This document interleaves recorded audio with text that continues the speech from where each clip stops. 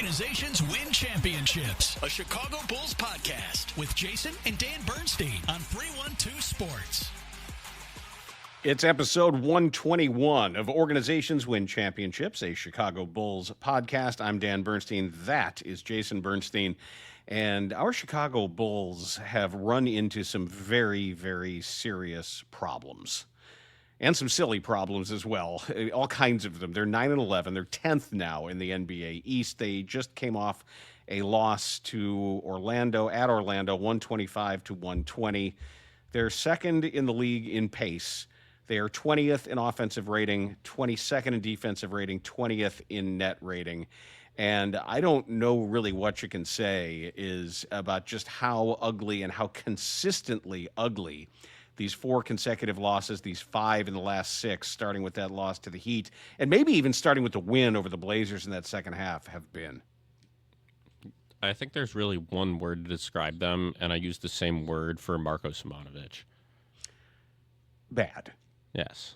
Well, it's been soft, too, the way they've lost. It didn't take long for teams around the league to get the book on what's going on. And last time we were here, it was a week ago that they had just gotten that wake-up call from Nikola Vucevic after the game when he Not even a wake-up call. That wasn't a wake-up call. That was like a wake-up call is when you – it was a wake-up call from the Wizards is what it was. I wouldn't necessarily say it was a wake-up call from Vooch, but Vooch was the only one that picked it up.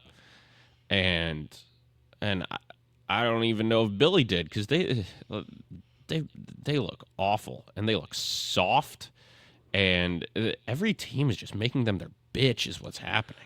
Well, they're doing it in similar fashion where it doesn't take a great advanced scout at this point to look at what's going on in these games. And what's happening is they're getting bullied on both ends of the floor. They are getting pushed around physically. They are getting too easily screened. They're getting blown by on defense where it's one dribble and they're past their guy. They are also getting just murdered on the boards. Anytime it matters, somebody is just racing through them and taking the ball.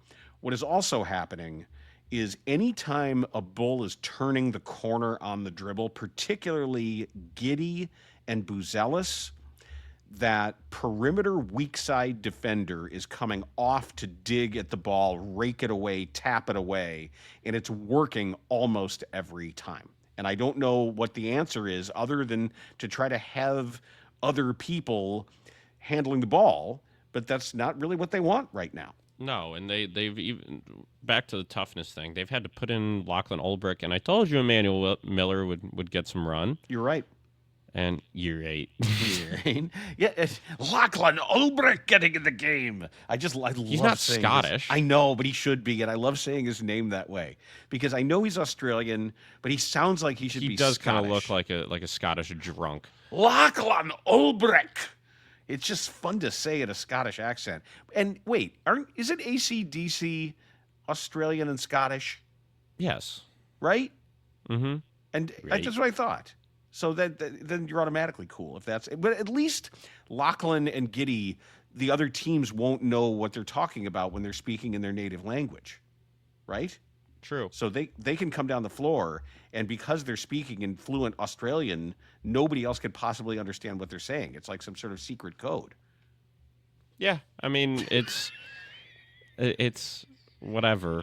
I really don't think that's relevant to how bad the Bulls have been. You realize that Australians speak English, right? Yes, okay. I do. It's a unique dialect of English. It can be. It's a little different. Some of the regional dialects are difficult to understand. You do the worst Australian accent, so please don't hurt us with that. Please do us a favor. Why'd you even mention it then? Because it's all right, mate. See, no, you. That's not an Australian accent. I don't know what you're doing, but it's not an Australian accent. If your friends tell you it's good, they're lying. I'm too low energy on the Bulls for this.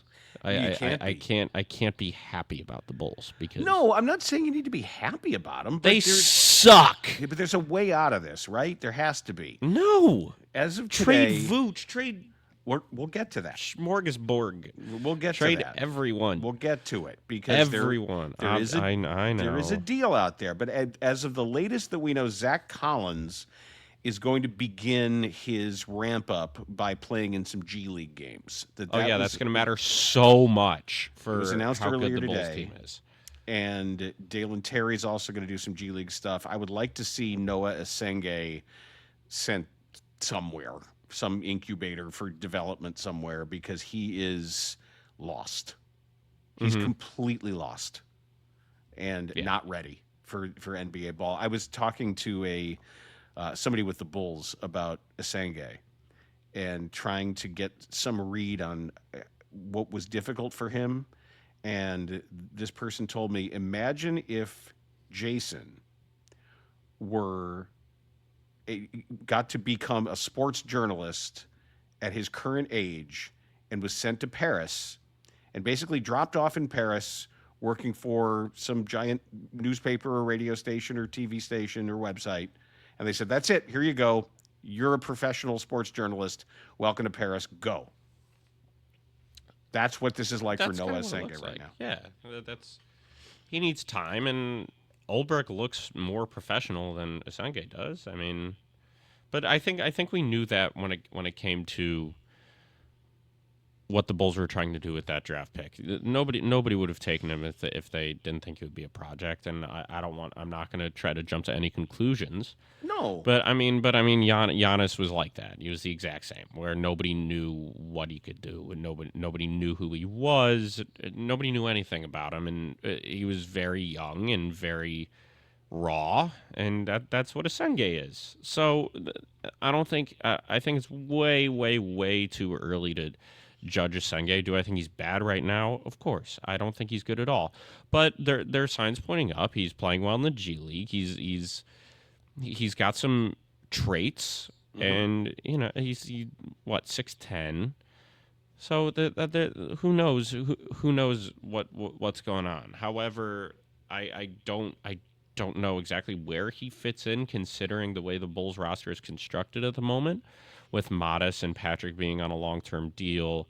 And I know they're very different, but Okoro kind of can kind of play that role a bit. I should say that role in the sense of the old school 3 or 4. So it's tough to know exactly what's going to happen, but why not take a traits guy with where they are? You have to. I'm not mad at the pick. I just he's certainly not going to affect this team right now, and not going to affect anything for the near future. Who knows? Do you want to jump to the trade stuff now? No, I want to look at the injuries right now. That as we're awaiting word on Kevin Huerter, and because he left early in the game last night, and don't know exactly what his deal is going to be going forward. At the moment, Kobe White is still continuing his comeback, and I believe the no back-to-back restriction is now over, so he should be back. Jalen Smith has a knee issue, and he was out. Isaac Okoro is still dealing with a back problem. And it's just been very hard to cobble a roster together. You saw everything when Julian Phillips made some unbelievable plays last night. And you see how springy and active, and how he really is a sort of a baseline predator down there. And then you saw him just get worked over defensively, targeted, attacked, and blown by when Desmond Bane was getting wherever he wanted to go. And too many guys. He's good, but as Austin Rivers pointed out, I didn't know that good. I mean, he looked like he was worth five first-round picks or whatever it was they gave up to get him. I don't know about that, but Austin Rivers made a really, really good point, and I thought he had an excellent game last night. Austin Rivers, he's going to be a very good broadcaster. No, he's been good. He's been good. He isn't just good. He's really fun. He's personable. He's the kind of person that you kind of want to hang out with. I mean, he seems smart and engaged and curious. I really liked his work. And he pointed out that if nothing else, you have to make Desmond Bane go left. And they couldn't. They couldn't do it. And he called it. He saw Bane coming right, and he said, here he comes. This is going to be butter. And Bane caught it and drained a 3. And it was as it was happening. He was sitting right there saying what was going to happen. And he basically was talking about the Bulls' inability to stay in front of people. And even when they tried to draw a charge, I think it was Io who didn't get there in time and allowed Bane to go around, or Suggs actually. That dude is a wrecking ball too. Oh yeah. Physical player. And they were taking it right at the Bulls, right into him. Billy Donovan said that when asked why not help out faster, why not bring weak side defensive help, his point was well taken. And it was, well, what do you expect me to do if you can't stop a guy for more, even for a dribble? I've heard this too, and I'm sure you have, Jay, about like passable defense is staying in front of your guy for a dribble. Good defense is being on your guy, stopping him for 2 dribbles, and plus defense, like really effective defense, if you can stay with your guy for 3 dribbles in the league. And when too many Bulls can't even reach the 1 dribble standard, you don't have time to help. How can you react? You got to give the help at least an understanding with the ball's on the floor for more than a split second of who's going and when and who's covering for whom. That's essentially the point Billy was making, is you can't even structure a defense if there's an immediate blow-by. So what's the fix? I don't know. Well, you know Trey what Jones. the fix is. No, you know what the fix is. The fix would be what Goga Batadze was doing to them last night. Erasing everything. That's fine if you have a guy back there, or you have a couple of people who can individually dissuade a shot, change a shot. That's why I guess they need Zach Collins, because he'll make a huge difference in that department. And for the entire team, Zach Collins is going to make them the 5 seed in the East. You're violating one of our rules. Whatever. You are. You're doom spiraling. I'm allowed to doom spiral with. I need to offset the positivity that the Bears have given me. No, you don't. Yes, I do. What do you have? I need to keep a level head. Why don't you keep a level head about the Bears by understanding that they're just a couple outcomes away from dropping all the way to the 7th seed after 1 week? Because I've never experienced this before, and I'm just going to allow myself to enjoy it, even though I know that they're not going to end up being there. I'm just going to allow myself to enjoy it while it's there, because the old saying of you don't know the good old days until you've already left them. We're in the good old days right now, and so I'm trying to enjoy it. Okay, you're fast forwarding through the fun part, I think. You're supposed to actually enjoy it. Oh, I want to mention something too before I forget, that this is Giving Tuesday. And we're proud on 312 Sports to be partnered today with a great organization, a Chicago-based organization called Rebecca's Dream. And they win championships. They're at rebeccasdream.org. And they exist to raise awareness and inform others to foster a better understanding of depression and bipolar disorder and other things along that spectrum of mood disorders. And they promote compassionate understanding of depression and bipolar disorder as real diseases to combat the stigma of mental illness. I know we've talked about it on this podcast. Unfortunately, we all have experience with such things, and we've highlighted when DeMar DeRozan was a Bull, how willing he was to talk about his battle, and indeed, and Andre Drummond. And I was thankfully able to mention something to Andre, and he mentioned that he would enjoy the possibility of coming on at some point and talking about his evolution and how the treatment that he's undergone for help. And also that'd just be pretty damn cool because it's Andre Drummond. Because everything about Andre Drummond is cool. He's so awesome. I know. He really is. He really is a great guy. But if indeed you have a little bit of disposable income and you want to help on this Giving Tuesday, you can go to rebeccasdream.org, or you can look on the 312 Sports socials. You can look at my socials, or you can go, if you're watching on YouTube, into the comments down below or the description, and we should have links to all of that with Rebecca's Dream. And I like the fact that the NBA, I want to mention Kevin Love as well, who had some issues with anxiety and panic attacks, and Kevin Love has been very open and honest about his battle. and his journey and what he's been going through with mental health. And I'd like to think the NBA is on the forefront of some of that stuff. So it's cool. Yep. If you right now, Jason Bernstein, could trade for Anthony Davis and not really have to give up a whole lot. If I just said it was matching salary, it's Vooch and fill it out. Vooch and whatever you can do, whether it's Javon Carter, Herter, maybe Io, and the lottery protected 2026 pick that is coming from Portland. Would you do that? Yeah, why not? Well, really think it through. Mhm. Would you? No, thought through. That's all it took? Yep. Because Okay. what I understand that Io's good. Don't get me wrong. So what you say, Herter, Io, There's going to be some salary package, but the Javon and main Vooch. piece is going to be that pick. Because you're it's trying to lottery move Vooch anyway. protected. Right. You're not giving up anything. It's going to Portland. They're not a playoff team. And then I think you've got one more year of first round lottery protection. And if it doesn't convey then, I think it becomes a second round pick. You said 2026 pick. That's this year. It's this year.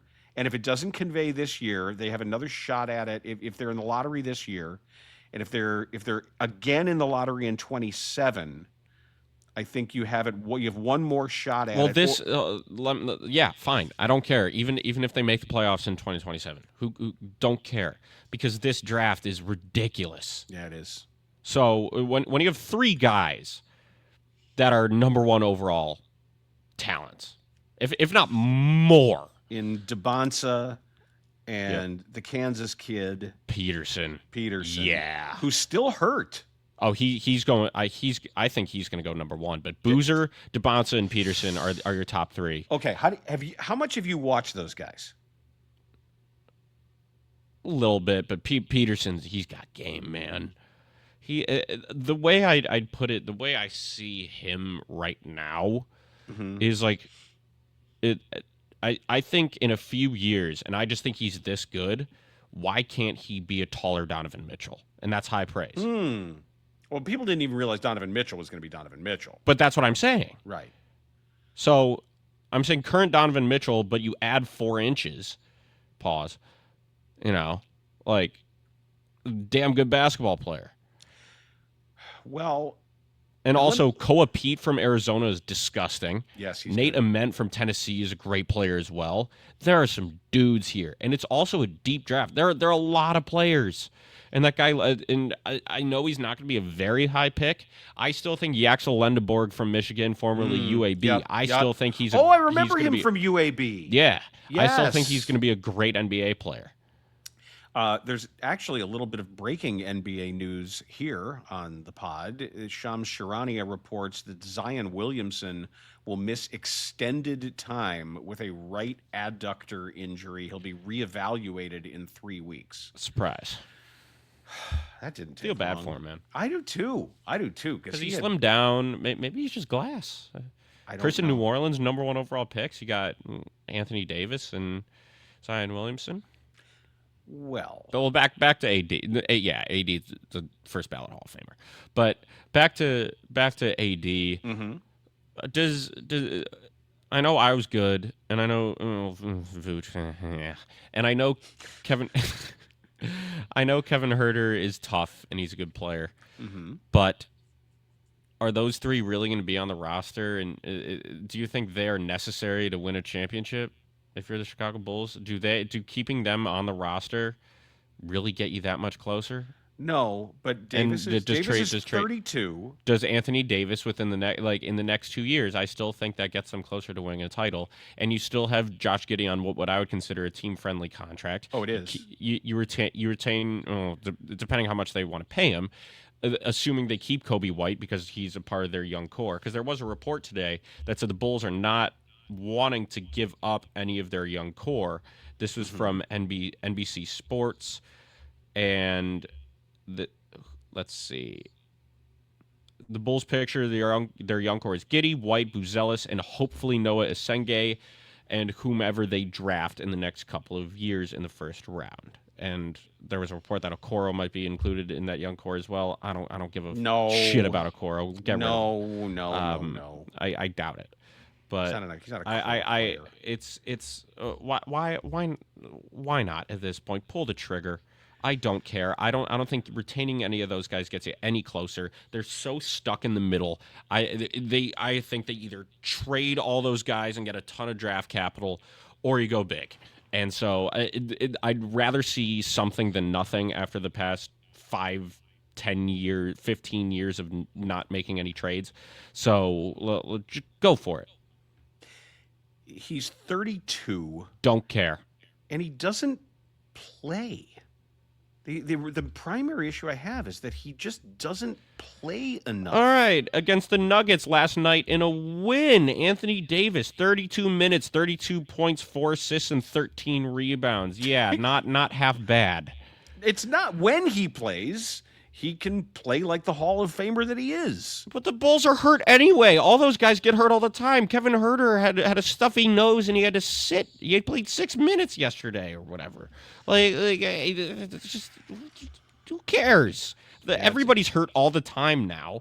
And Anthony Davis, get a Hall of Famer. I don't care. Make a splash. If that's at this if point, the trade or just get rid of all the. Shut up. Or just get rid of all these guys. Hey! Whoa! Oh! No timeout for that. No timeout for that. Why do I have to you shut deserve up? that because What you're did I Dan do? Bernstein and you need to shut up every once in a while. Why? And so I know I sound entitled right now, but just right shut now? up. And so stop sounding like the I'm going to dip my balls in it guy. But this guy. You sound like the I'm Louis? going to dip my ball. Yeah, It's Louis. Louis. Who's got something for me? But What is it? Either Baba trade for Ganoush? shut the hell up. I'm gonna. Okay. Either trade for Anthony Davis or just get a bunch Yeah. of picks and just sit there and do whatever. Don't care. Do something. I'm so tired of the middle, and I'm going to bring the Bears up again. Look what they do. They go out in free agency, or even at the deadline. I know it was Joe Tryon-Shoyinka, but in the middle of the season, they sign a guy that has been really, really, really helpful in C.J. Gardner-Johnson. And in the offseason, they make a bunch of moves to get better. They could win a And championship the trade this they year. made with Carolina made them better, and they Yep. got them closer to winning a title. And people want to crap on Ryan Poles. At least he does stuff. At least he's bold. He invests in things that need to be invested in. And so let's see AK do a little bit of that, regardless of if it works or not. I'd like to see a little bit of. I'd like to see some balls on that guy for once. Yeah, I would like to see them lean into Something. to toughness, and I don't know how. And maybe I'll just ask Billy this in one of the coming days. But I don't know if you can teach toughness, or you just have to play Yeah, tough look at Patrick Williams. guys. Definitely can't. God, my feet smell bad. I don't. Thanks for the update. I don't know who can be taught toughness, and if there's somebody who you, what do you do? And I've seen the practices before. I've seen the one assistant coach who comes out with like the foam rubber bats and starts smacking guys around. And no, seriously, or like the foam rubber two-handed shield, and the guy goes up and you just keep pounding and running into him. Like they do that. There's ways to continually keep beating people up, make it like a football practice. But I don't know, because this team right now is just really soft, and they have to make every shot. What was exposed in the Magic game was what happens when you do play well and you are making shots and you're getting some and ones that you didn't otherwise get. You got Trae Young, who was crossing people over, going to the basket and drawing fouls. What did I say? Did I say Trae Young? Trey Jones? Trey Jones, yes, who was making plays against Trae Young would be. Trae Young is also kind of soft. Kinda, yeah. But Trey Jones was outplaying his brother, and it was fun to watch. He's better than his brother now. What was going on the benches, the stuff that was being He's said. better than his brother now. Yeah, I think he is. Yeah, I think that's not as fair. good of a shooter, but He's younger. They're very similar players, but Ty's been in the league for a while now. Trey Jones is still pretty young. Yeah, I mean, Trey Jones, like I say, he's a legit second unit point guard. Good player. He is a good player. But on this team that has a lot of good players, but they just don't have anything backstopping them. And there's always a guy in these games. There's always some giant dude, whether it's Donovan Clingan or Goga Batadze, Luke Cornett. It always seems like there's some big guy. Kalkbrenner. Good example. Kalkbrenner. Ryan Kalkbrenner. Where's their guy? Lachlan Jay Ulbrich. Huff. Jay Huff, great call. Yes. They did some big guy who can just throw his arms around and bother things. And it's not even just that they're tough. It's just that Vooch sucks at defense too. And he can't compete with these dudes because they're bigger than he is and they move better. They're way quicker. And every time like Kalkbrenner is not that fast. He has good feet. And he's 7'2" or whatever, and he can dunk everything and he blocks everything. It's just very frustrating. And I know we've been talking about Zach Collins, but I don't even think he's 7 feet tall. No, he's not. I think he's 6'11", something like that. But he's not one of those guys. I don't think he's one of those pure. No, he's a good player. Rim runner, shot blocker guys. But he's a legit rotational big. I understand that, but this league now is you got to be 7 feet tall, and if you're not, you got to be a star. And Anthony Davis is 6'10", 6'11", but my God, when he's healthy, he's great at what he does. And you're going to go, when he's healthy. The Bulls team's never healthy anyway, so why not?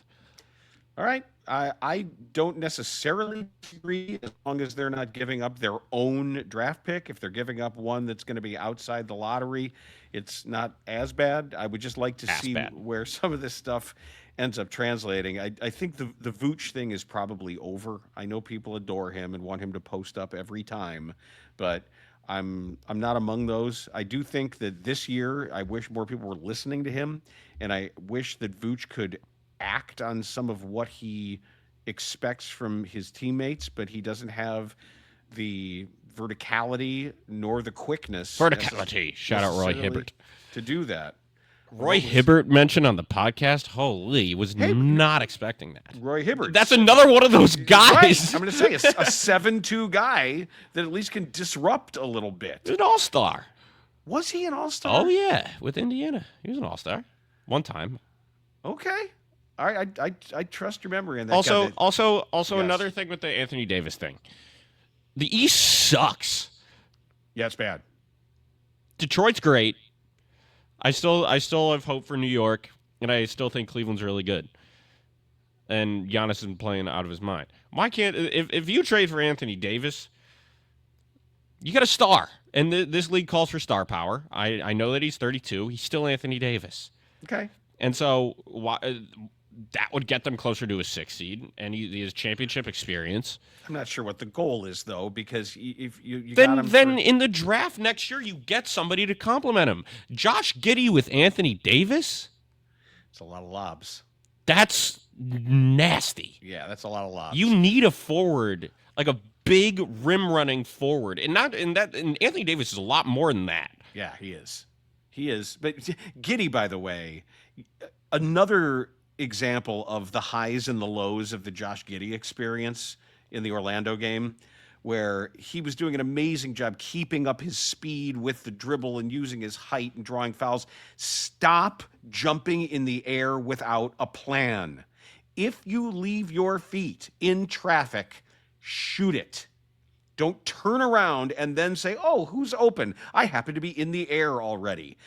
And keep that dribble when somebody is coming from the opposite side and they're digging at the dribble. That guy's left his man.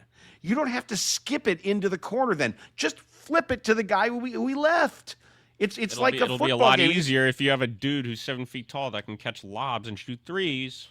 That would be nice too. But just some of the turnovers from Giddey you're awful. talking about Josh Giddey like if he fixes this one aspect of his game, it'll be this groundbreaking thing for him and this groundbreaking thing for the Bulls. No, it won't. You'll score you'll score 10 more points a game and still lose because you suck at defense and you don't have rim protection. So you get a star who can also protect the rim. F it. I'm all in. Let's go. There it is. At least one of us is absolutely all in for the Bulls to find. And here's the other thing, too. I don't think the Mavericks are going to really bend you over in that deal. I don't think it's going to take that much. They have Cooper Flag. They don't need it. Yeah. They don't need to. They just want to get. They want to get $54 million off of that payroll. That's what I'm thinking too. And I think Cooper Flag, and this is also high praise. I think they're a little different, but Cooper Flag and Anthony Davis do not play. Their roles aren't all that different when they're both asked to do the same thing. I'm not saying Cooper Flag's there yet. He's not even close. But but he's expected to be that good. Yes. And Kyrie is still going to be coming back off of that injury. I think having Davis on that roster kind of complicates things when Cooper Flag is there. I think Kyrie with Cooper Flag could be absolutely incredible for them. Well, they'll talk deal. The Mavs will talk deal. So I still think it's unlikely. Rumors are heating up or whatever. I don't know if it'll happen during the season, but I think he could be on the move. I would think he'd be on the move during the offseason at the latest, yeah. That's going to bring us to the OWC Trivia Showdown.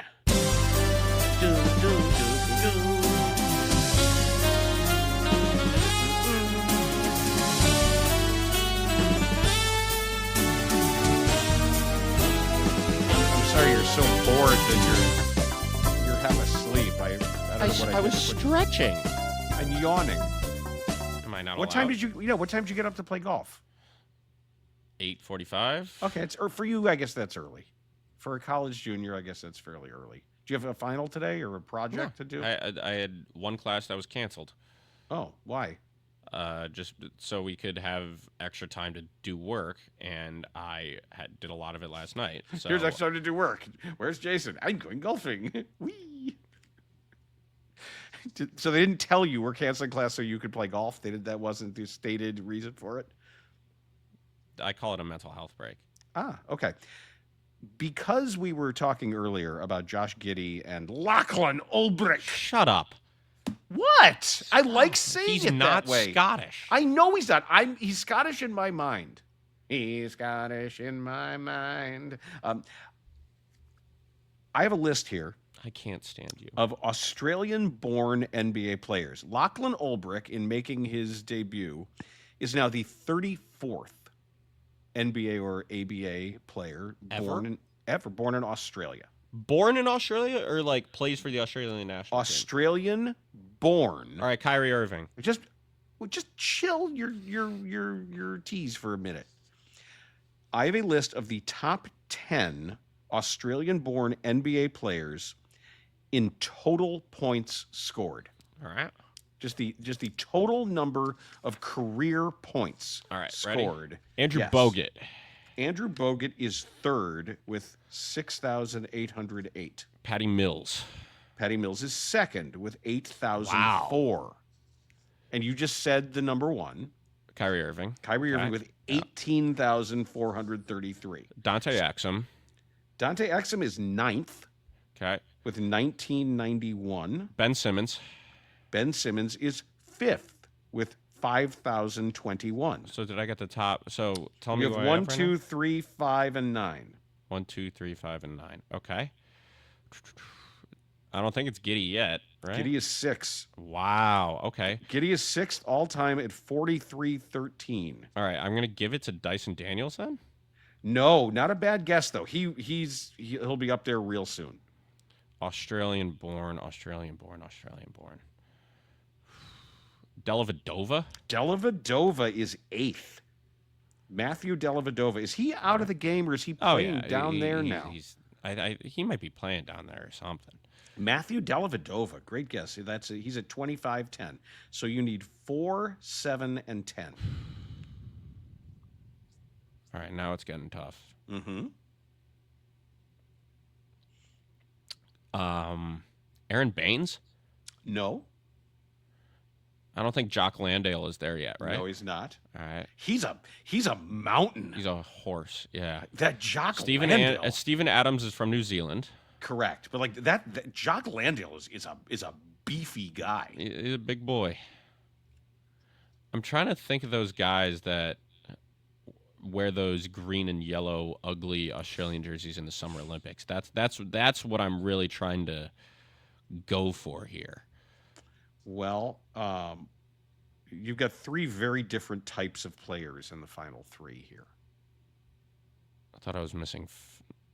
No, you're missing 4, 7, and 10. 4, 7, 10. Did Yep, I get one? Yeah. Okay. One is a former 4, bull. 7, and 10. One's One a former was a bull. Yep. How long ago? A long time ago. Okay. It's not Cameron Bairstow. I was gonna say that's It's what I not was Chris thinking. Anstey. Long time. Oh, Luke Longley. There you go. I thought you were going to say it. Yes. Yeah. Luke Longley is 7th. He's in between Giddy and Della Vedova. Number 4 is just a 10. number 4 shooter guy. Number 4, just a specialty shooter guy.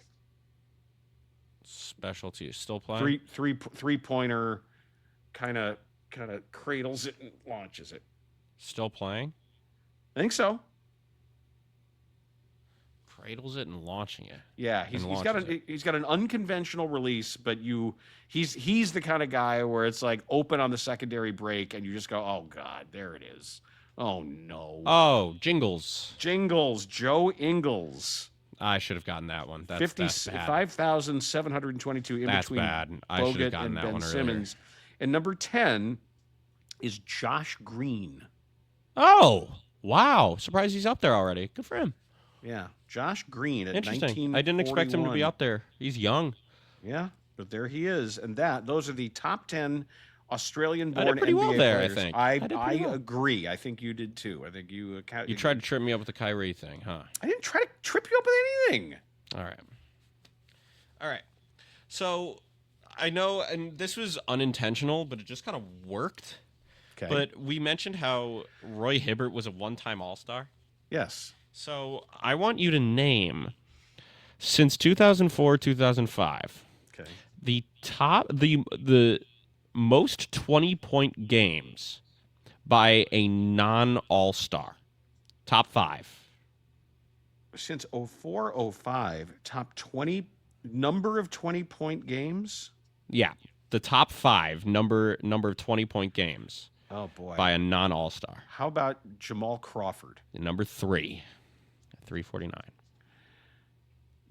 Lou Williams? Nope, surprisingly. But there's one other player on here in that realm with Jamal Crawford and Lou Williams. And how many did Crawford have? 349. Wow. And So number 1 has 406 and counting. That's a hint. Okay. Number 2, 372. Number 4, 336. And number 5, 313. And so number 1 is still active. Wow, this is really hard. 406, so Jamal Crawford at 349, and Lou Williams is not among them. Nope. I'm trying to think of. See, most of the guys who I'm thinking of are like current scorers who might end up making one of these teams.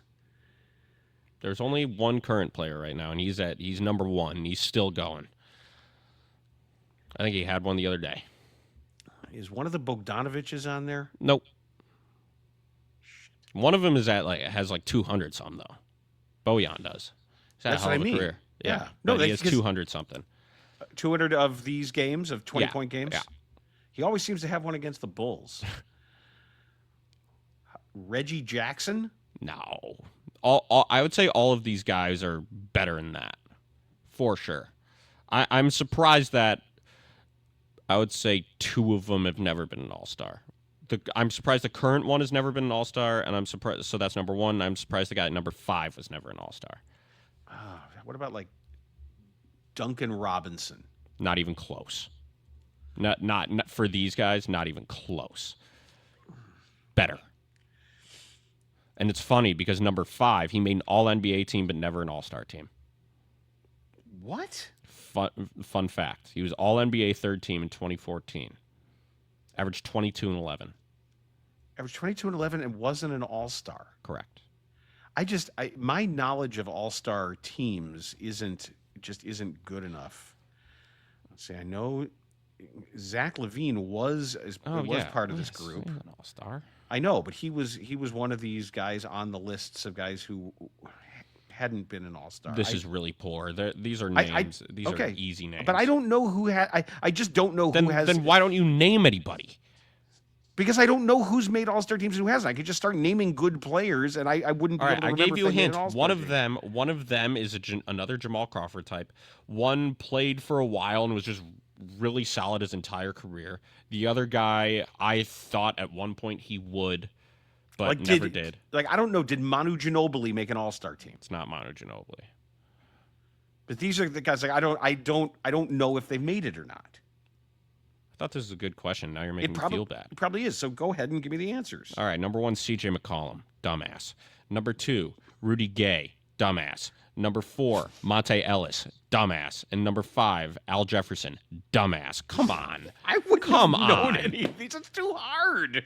Rudy Gay? When I saw that this is from the Enjoy Basketball podcast, when I saw this for the first... when I heard what the question was, I should have gotten Rudy Gay. The first name I said was Rudy Gay. The second name I said was Jamal Crawford, and the third name I said was Monte Ellis.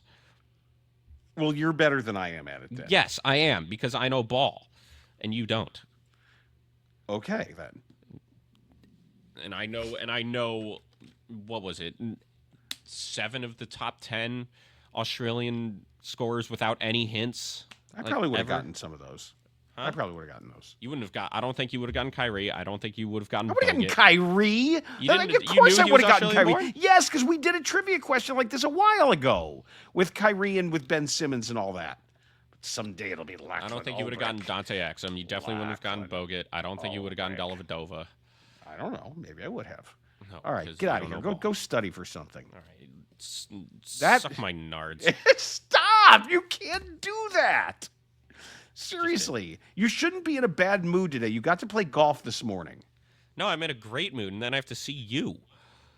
Man, this is brutal. Yeah. And you're coming home in, what, a week? 10 days or so. Ugh, stay there.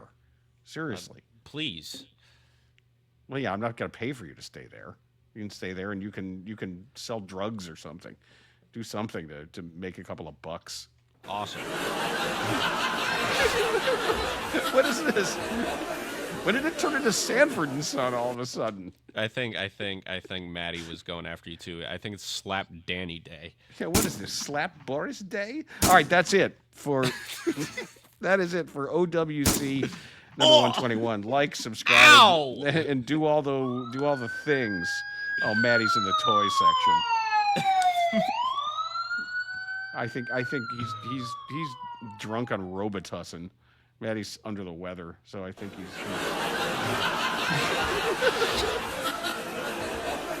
Goodbye. Sack machine. You're right.